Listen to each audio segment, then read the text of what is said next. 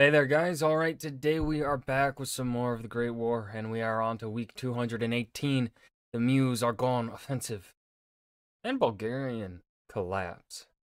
Uh, so things are spicing up a little bit here. But before we dive in, I want to make it clear, because I guess I wasn't somehow clear enough. Just want to make sure I'm covering myself here, so that I can't get yelled at for anything or whatever. Geography Now did not claim the Geography Now reactions. My guess is that it's a situation similar to that of Oversimplified, where Geography Now is working with some third-party company to handle their copyright for them so that they do not have to deal with the bullshit of it. Now, what this means typically is that these companies uh just don't care about the actual potential legality of it. They understand their strength over creators, uh, because no one wants to go to court. The vast majority of creators, especially the ones that they claim, aren't gonna sue them, right? So most creators aren't gonna sue in general, anyways, because if the court sides against, because it's been so there's really no one there's not any real established precedent for what is fair use under reaction. There has been some sort of precedent, but it's not a clear enough line, uh one where it's just not a clear enough line. I don't really know how to explain this. So it's pretty much just like you gotta let them copyright claim it because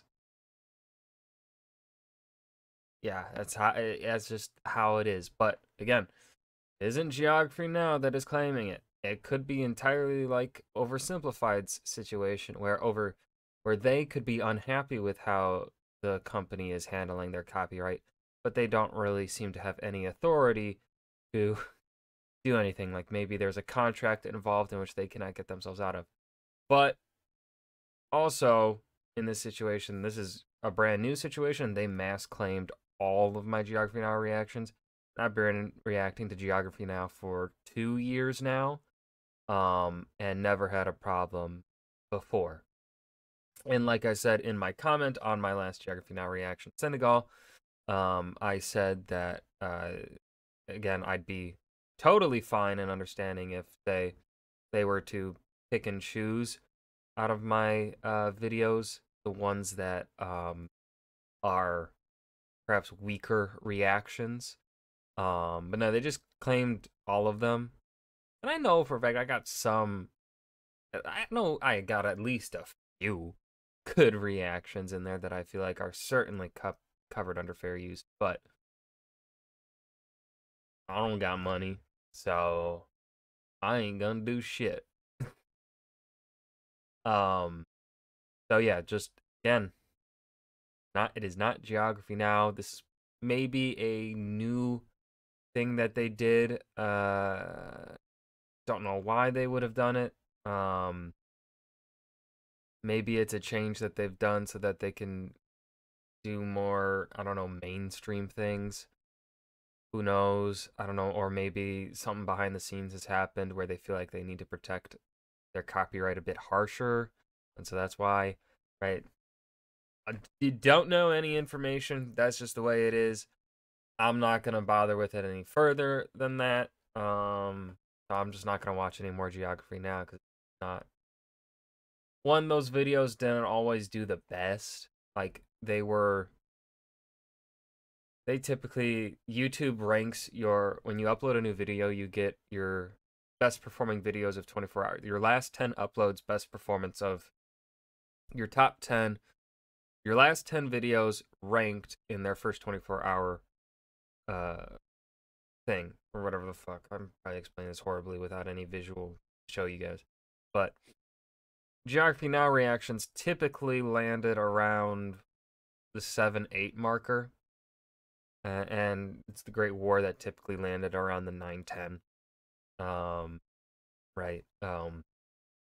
So uh, roughly in that ballpark.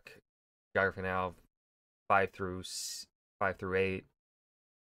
Great War 6 through 10. Some 7 through 10, roughly. They could change spots, so it wasn't exactly all that popular of a series, except for a couple of the bigger nations and stuff like that. So, it is what it is. Allergies are rough today, so sorry if I sound very nasally.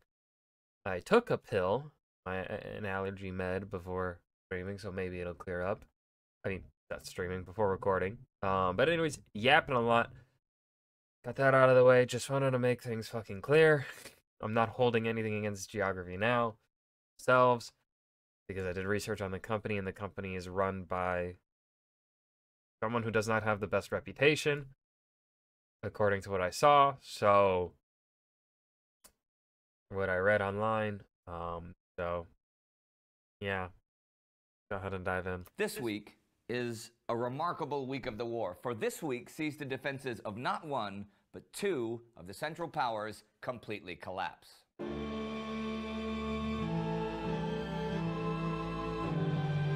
Wait, who's the second one? Are the Germans completely collapsing right now? It shouldn't be. Is the Austro-Hungarian-Italian front line gonna hold longer than the Western line? That's a fucking twist. I'm Indy Nidell. Welcome to the Great War. Last week, the oil city of Baku fell to the Ottomans, but things went far worse for them on the Palestine front. After cutting off Ottoman... Okay, I want to talk about Baku because in one of the previous episodes, someone pointed out that maybe they wanted to like export the oil there themselves. But even then, I don't agree with that, because who would they sell to? Because the Ottomans, unless they're completely bafflingly stupid, they understand the situation that they are in, that if they cannot win this war, the British are not going to let them keep Baku. And let's say they take Baku, well, they're taking it from the Germans. So, like, who would they be? Like, their allies are not going to sell it, buy it from them, right? Like, I don't see any reason as to why the Germans or the Austro-Hungarians would buy Ottoman oil, especially at this point in time. I don't think any of them have the money for it. So, like, who would the Ottomans be capable of selling it to, right? Like, the seas here are ruled by the British right now. They could sell through, and they're invading Persia, so Persia's not going to let oil shipments pass through their lands. Russia has enough oil of its own and is currently dealing with a civil war, so they don't have the money to buy it. There's no one for the Ottomans to export that oil to. And as we know, as the Germans believed anyway, the Baku oil fields would run more efficiently and produce way more oil under the previous rule and not under Ottoman rule. So, like, either the Ottomans are completely delusional, which is a possibility from what we've seen of the Pashas. Like, that's them being completely stupid and brainless is the only logical reasoning I can see behind going for Baku the way that they have. It doesn't make sense. In communications, the British broke through their lines between Rafat and the Mediterranean Sea and closed in on Nazareth. On the Macedonian front, a couple of Allied attacks and a mutiny among the Bulgarians led to a sudden Allied breakthrough there. So sudden, the Allies didn't even realize it.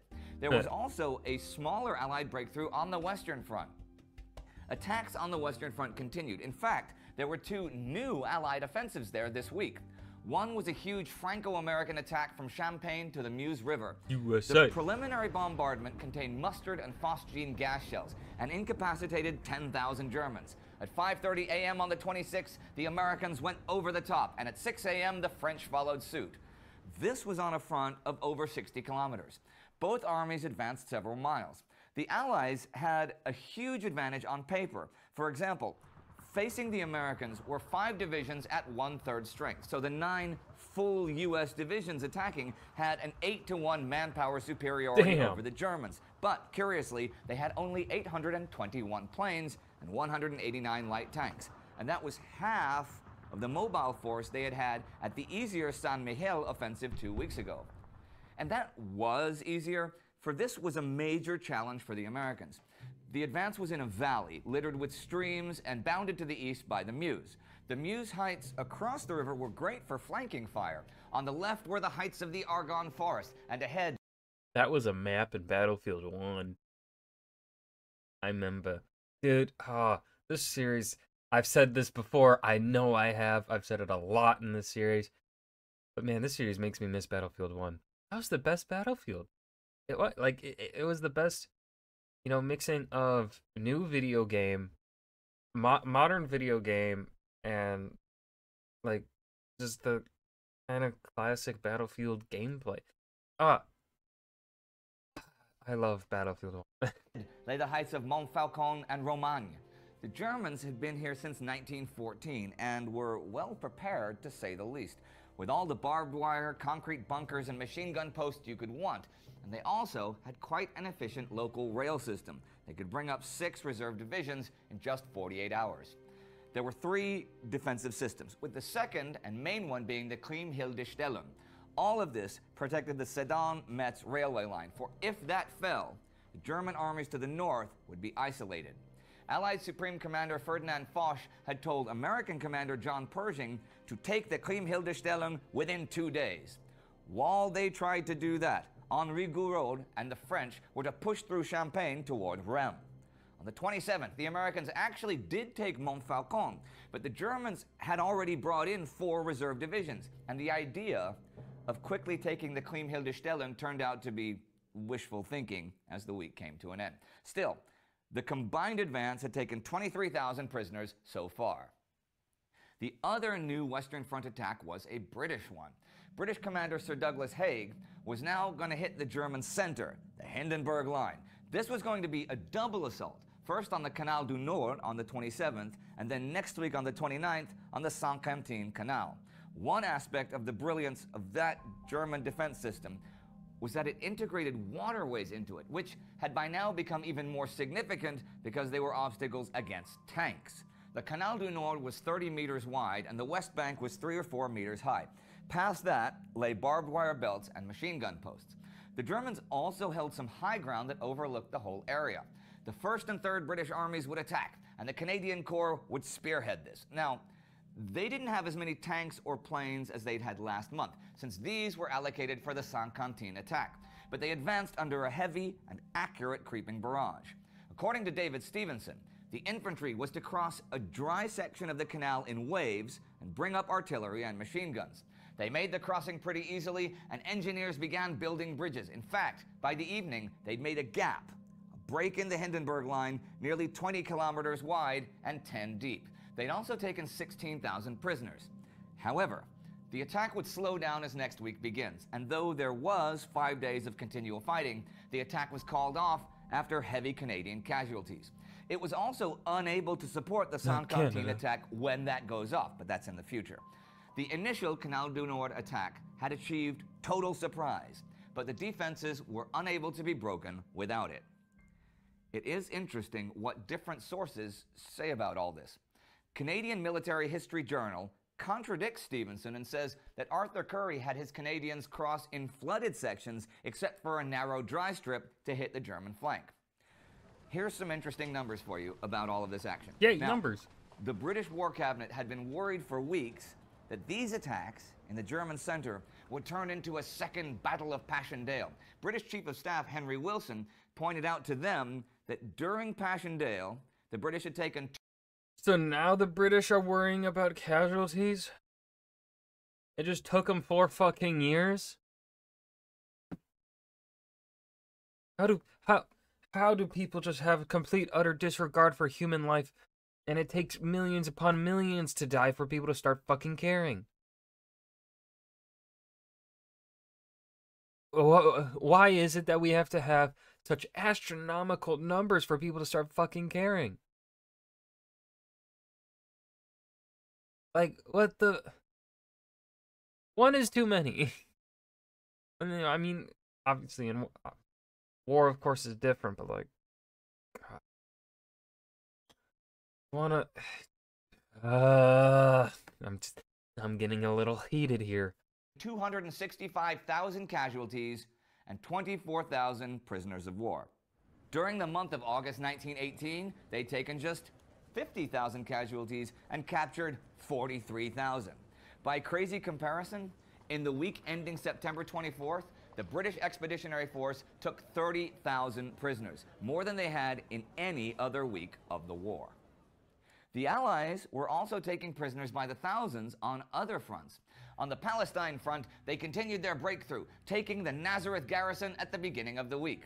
German commander Liman von Sanders was forced to flee in his pajamas. On the 21st, British infantry reached Samaria and drove the Ottomans into the British cavalry. East of the River Jordan, the Arab revolt cuts the Damascus railway in several spaces. 18,000 prisoners have now been taken. And in what Martin Gilbert called the most devastating aerial attack of the war, over 50 planes bombed and machine gunned the Turkish columns in the narrow defile of Wadi Farah as they tried to reach the River Jordan. They used 9 tons of bombs and 56,000 rounds. The bombers attacked the vehicles at the head of the column, and the rest then had to stop, so the men were sitting ducks. A second similar attack was launched the next day. Gilbert says that some of the pilots who bombed the defenseless retreating Turks were so nauseated by what they saw that they asked to make no further sorties. By the 22nd, the 7th and 8th Ottoman armies were basically wiped out. The British are north of the Dead Sea and closed the enemy's escape route. 25,000 prisoners by now. On the 23rd, the British reach Es Salt and the Arabs occupy. Okay, so it's the Ottoman front line that collapsed. Not the Ottomans were the second one, not the Western Front. Okay. Amman, while on the coast, the British capture Haifa and Accra. On the 25th, the British cavalry reached the Sea of Galilee. Other cavalry units occupy Amman on the Berlin-Baghdad railway. 45,000 prisoners by now. As the week ends, the cavalry had ridden across the Golan Heights in Syria. Damascus lies just 100 kilometers away. And another Allied breakthrough was also in progress on the Macedonian front. On the 21st, French and Serbian troops threatened the Babuna Pass. French-Moroccan troops enter Prilep September 21st. For 3 years, this has been German headquarters. The Italians are to prevent the enemy from reaching Uskub, the railway hub. On the 22nd, the Bulgarians retreat on a 100-mile front from Monastir to Lake Doiran. The Allies cut the Vardar railway and advance on the Babuna Pass. On the 23rd, the Bulgarians are routed and stream towards Velez with hot pursuit. The Serbs are now well north of the Vardar. The British north of Lake Doiran on the road to Strumica. On the 24th, the Serbs reach Grodsku, a key objective, and its fall cuts off the most direct line of retreat for the Bulgarians to Sofia, their capital. On September 25th, the Bulgarians propose an armistice, but Allied commander Franche Desprez, aka Desperate Frankie, refuses.